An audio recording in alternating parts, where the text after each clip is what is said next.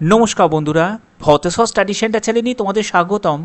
আজকের ভিডিওটা প্রত্যেকের জন্য খুব ইম্পর্টেন্ট, কারণ তোমরা অন্নপূর্ণা যোজনার যে পারিবারিক যে তথ্য সংগ্রহের যে ফর্ম, এই ফর্মটা ফিল আপ করতে গিয়ে অনেকের বিভিন্ন সমস্যা হচ্ছে।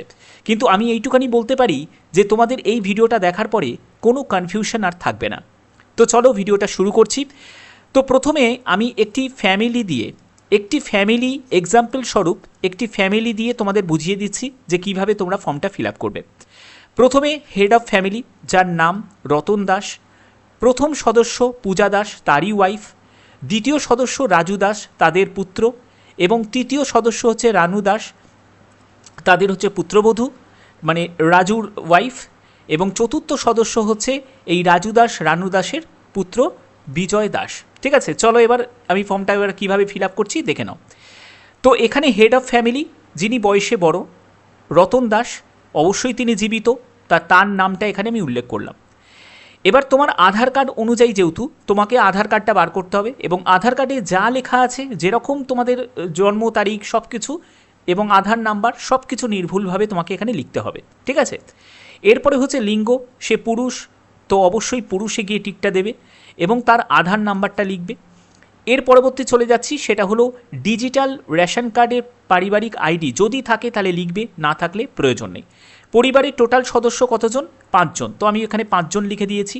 ঠিকানা, আধার কার্ডে যা স্থায়ী ঠিকানা রয়েছে সেই ঠিকানাটাই তোমাকে এখানে লিখতে হবে, তোমার ঠিকানা, পোস্ট অফিস, জেলা, পুলিশ স্টেশন, রাজ্য এবং পিনকোড সহ। ওকে, আচ্ছা, এরপরে হচ্ছে যোগাযোগ নম্বর। অবশ্যই কিন্তু সেই নাম্বারটা দেখে নেবে যে নাম্বারটা আধারের সঙ্গে যেন মোবাইল নাম্বারে লিঙ্ক করা থাকে, সেই মোবাইল নাম্বারটাই কিন্তু এখানে লিখতে হবে। তো আমি এটা লিখে দিয়েছি। এরপরে হচ্ছে যে 9 নম্বর থেকে দেখো, নাম, জন্ম তারিখ, লিঙ্গ, পরিবারের প্রধানের সঙ্গে সম্পর্ক এবং হচ্ছে আধার নাম্বার। তো প্রথমে হচ্ছে পরিবারের প্রধান, তার নাম লিখেছি রতন দাস। ঠিক আছে, পাশাপাশি দেখো অন্নপূর্ণা যোজনার জন্য আবেদন করা হচ্ছে, তো অবশ্যই এটা যারা মহিলা, যাদের বয়স 25 থেকে 60 বছর, তারাই তো নিশ্চয়ই আবেদন করবে।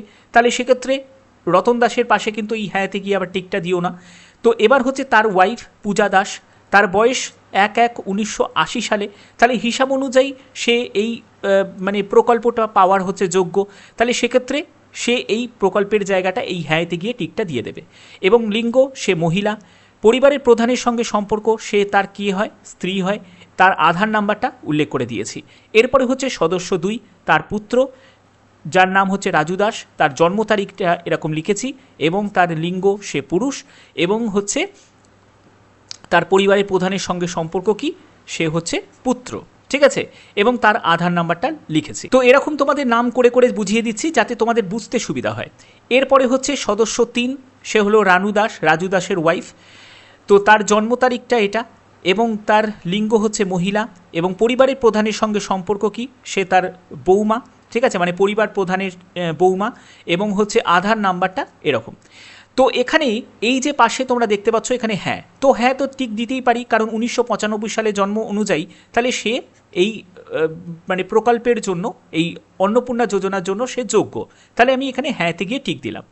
এবার হচ্ছে বিজয় দাস, তার বয়স, ঠিক আছে, জন্ম তারিখ দেওয়া হয়েছে, লিঙ্গ দেওয়া হয়েছে, পরিবারের প্রধানের সঙ্গে সম্পর্ক কি? নাতি, এবং আধার নাম্বারটা লিখে দিয়েছি।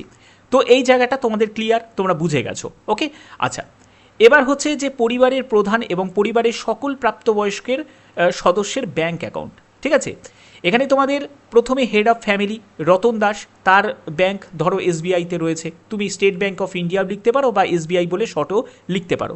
তার অ্যাকাউন্ট নাম্বারটা দেবে, তার আইএফএসসি কোডটা দেবে। তারপরে হচ্ছে সদস্য 1, তার স্ত্রীর, তার ব্যাংক রয়েছে হয়তো পিএনবিতে রয়েছে, পাঞ্জাব ন্যাশনাল ব্যাংকে রয়েছে, অ্যাকাউন্ট নাম্বারটা দেবে, আইএফএসসি কোডটা দেবে। সদস্য 2, তার পুত্র, তার পুত্রের ব্যাংক অ্যাকাউন্ট নাম্বার, আইএফএসসি কোডটা দেবে। 3 নম্বর সদস্য, ঠিক আছে, 3 নম্বর সদস্য পুত্রবধূ, সে হচ্ছে তার ব্যাংক ধরো এসবিআইতে রয়েছে, তো যে ব্যাংকটা রয়েছে সেই ব্যাংক, তার অ্যাকাউন্ট নাম্বার এবং আইএফএসসি কোডটা দিয়ে দেবে। তো এইরকম করে তোমাদের ব্যাপারটা ফিল আপ করতে হবে। ঠিক আছে, এর পরবর্তী হচ্ছে যে ভোটার আইডি। এবার হচ্ছে ভোটার আইডি কার্ডটা তোমার লাগবে।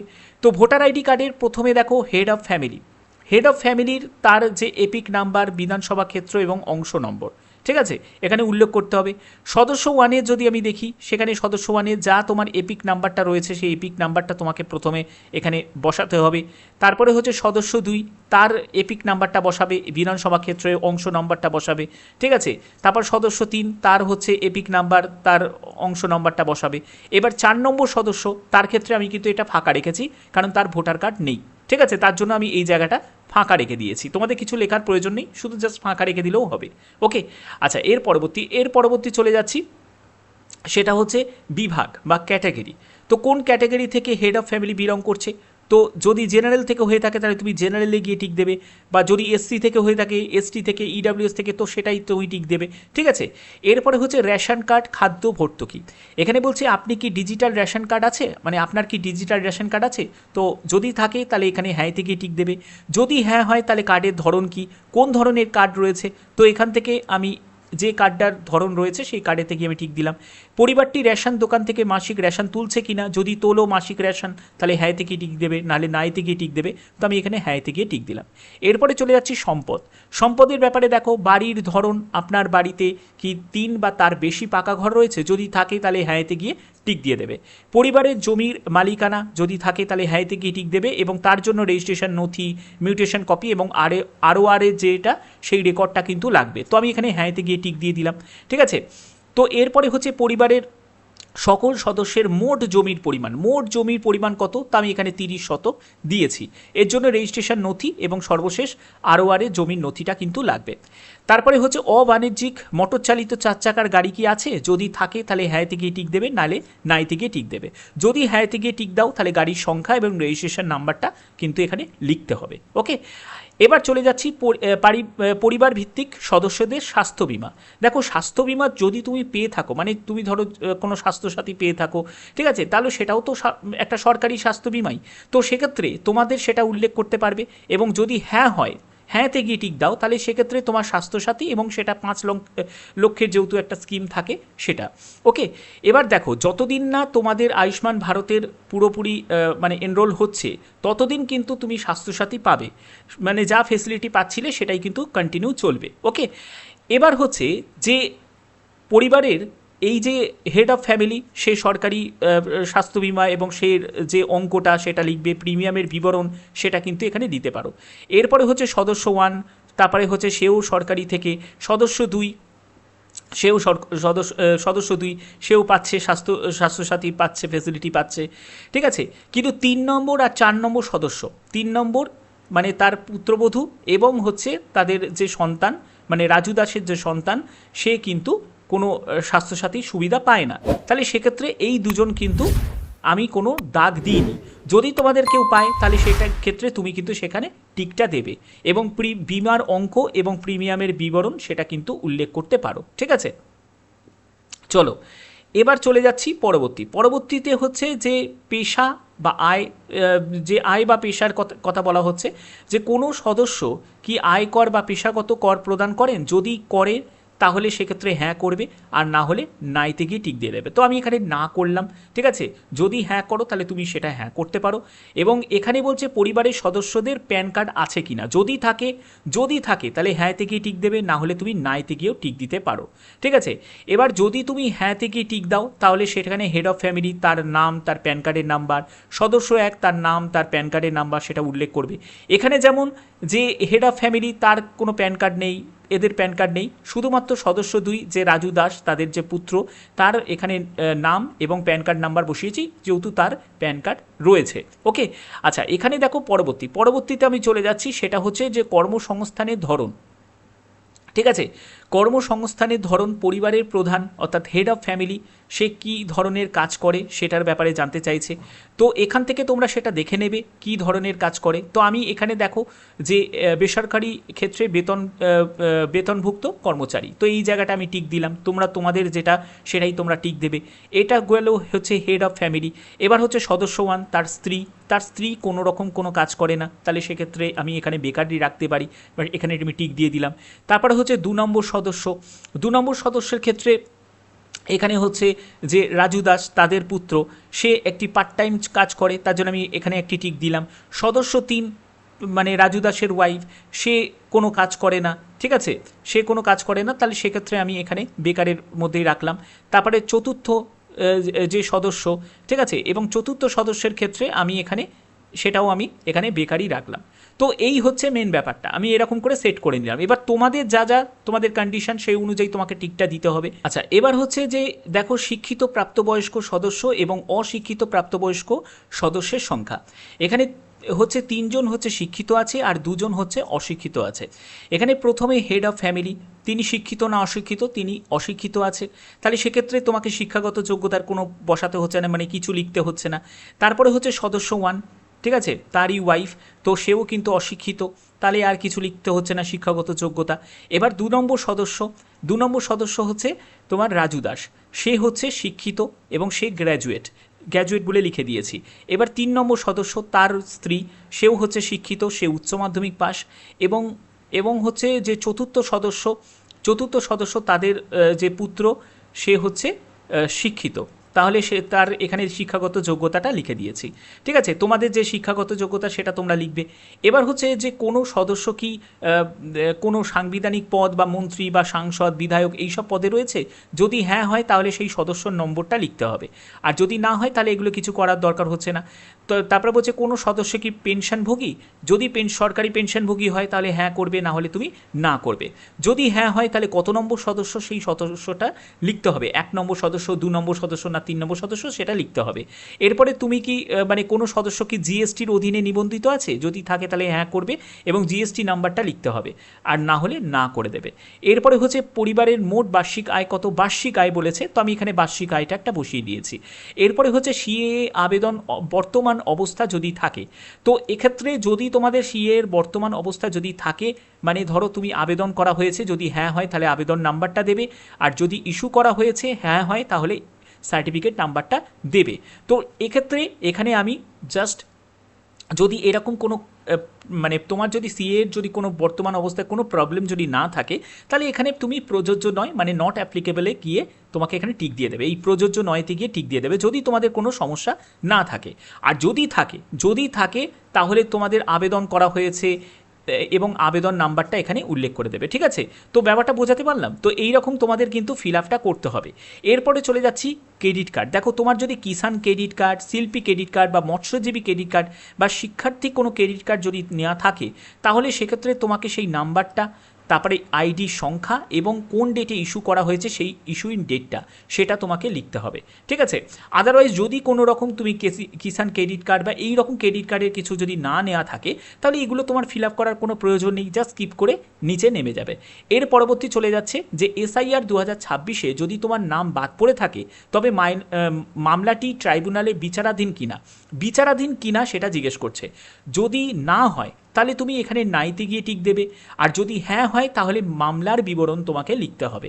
ঠিক আছে, আর যদি এরকম কোনো কিছুই যদি তোমার কোনো সমস্যা যদি না থাকে, তাহলে তোমাদের নট অ্যাপ্লিকেবল বা প্রযোজ্য নয় এই অপশানে তোমাকে টিক দিয়ে দিতে হবে, যে তোমার কোনো নাম বাদও পড়েনি, ট্রাইব্যুনালের কোনো বিচারাধীনের কোনো ব্যাপারই নয়। ঠিক আছে, তো সেক্ষেত্রে তুমি প্রযোজ্য নয়তে গিয়ে টিক দিয়ে দেবে। তো এখানে আমি এখানে যে সদস্য 1 সেটাও প্রযোজ্য নয় করেছি, এটাও প্রযোজ্য নয় করেছি, এটাও প্রযোজ্য, যে তাদের কোনো এসআইআর 2026-এ নাম বাদ যায়নি।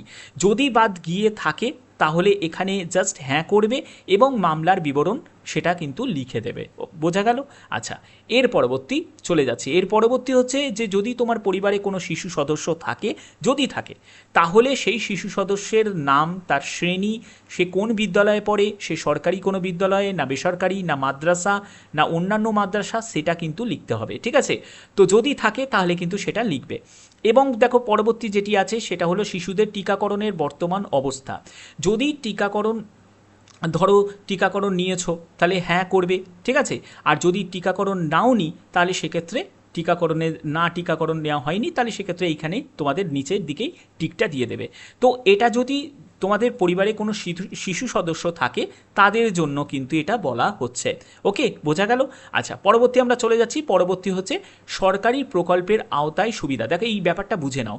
এখানে বলছে যে আপনি কি কোনো সরকারি প্রকল্পের সুবিধা ডিবিটির মাধ্যমে পাচ্ছেন, মানে অলরেডি কোনো সুবিধা কি পাচ্ছ, প্রকল্পের কোনো সুবিধা যদি পেয়ে থাকো তাহলে এখানে যেমন পরিবারের প্রধান সে পাচ্ছে, আমি এখানে হ্যাঁ করেছি। যদি না পেয়ে থাকে তাহলে তুমি এখানে নাইতে গিয়ে টিকটা দেবে। যদি হ্যাঁতে গিয়ে টিক দাও তাহলে প্রকল্পের নাম, যেমন দেখো যে হেড অফ ফ্যামিলি সে পিএম কিষাণ পায়। ঠিক আছে, তাহলে আমি পিএম কিষাণটা লিখলাম। এবার তোমাদের একটা গুরুত্বপূর্ণ ব্যাপার তোমাদের বলে রাখি, এখানে বলছে যে আপনি কি এই প্রকল্পটি থেকে নিজেকে প্রত্যাহার করতে চান? প্রত্যাহার করতে চান মানে হচ্ছে যে তুমি কি এই পিএম কিষাণ প্রকল্প থেকে নিজেকে কুইট করতে চাও? যদি তুমি এই অপশানে যদি টিকটা দিয়ে দাও তাহলে কিন্তু কুইট হয়ে যাবে, মানে এই পিএম কিষাণ থেকে তুমি বেরিয়ে গেলে। তাহলে তোমাকে অবশ্যই এই জায়গাটা কিন্তু টিক দেয়া চলবে না, এই হ্যাঁতে গিয়ে টিকটা দেবে না, ভুল করেও দেওয়া যাবে না, ঠিক আছে? যদি তুমি পিএম কিষাণ বা অন্যান্য যে প্রকল্প আগে চলছিল সেটাকে যদি কন্টিনিউ রাখতে চাও তাহলে এই হ্যাঁতে গিয়ে টিকটা দেয়া যাবে না। ওকে, বোঝা গেল?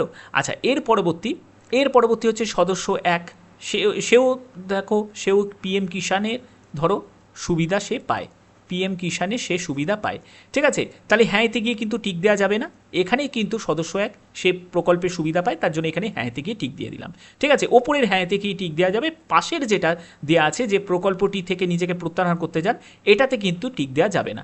এরপরে সদস্য 2, তার পুত্র, সে কোনো প্রকল্পের সুবিধা পায় না, তার জন্য আমি নাইতে গিয়ে টিক দিয়েছি।